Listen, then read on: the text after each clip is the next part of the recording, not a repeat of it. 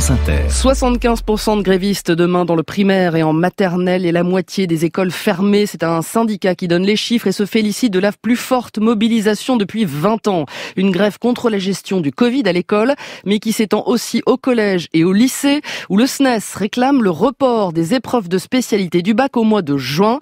Prévue en mars, elle compte pour un tiers de la note finale. Encore faudrait-il, Sonia Princet, avoir tenu le programme. Pour les élèves de terminale, la pression monte. Ceux qui suivent la spécialité sciences économiques et sociales, par exemple, doivent étudier 7 chapitres pour passer l'épreuve du mois de mars.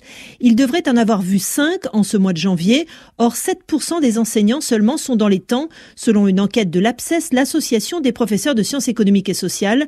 Benoît Guyon en est le coprésident. Ces épreuves arrivent beaucoup trop tôt dans l'année. Les élèves ne vont pas être préparés. Alors non seulement les programmes vont devoir être finis très rapidement, les contenus vont être survolés, mais d'autre part, on a eu très peu de temps pour entraîner les élèves à ces épreuves. Plus de 70% des professeurs n'ont pas pu faire d'entraînement en conditions réelles, ni de dissertation, ni d'épreuve en 4 heures. Les absences pour Covid perturbent les enseignements, comme le confirme Anne, professeure pour la spécialité Histoire-Géopolitique. On assiste effectivement à des absences perlées, c'est-à-dire des élèves qui parfois vont être absents 5 jours sur une semaine et puis au bout de 5 jours, on va en avoir 2 de plus qui vont être absents. Ça entraîne un décalage pour le suivi normal des cours. Par rapport à ma progression personnelle, je suis un peu en retard parce que j'ai eu le Covid, ce qui a entraîné un arrêt de travail d'une grosse semaine pour moi et ce qui m'a fait perdre 6 heures de cours, c'est quand même beaucoup.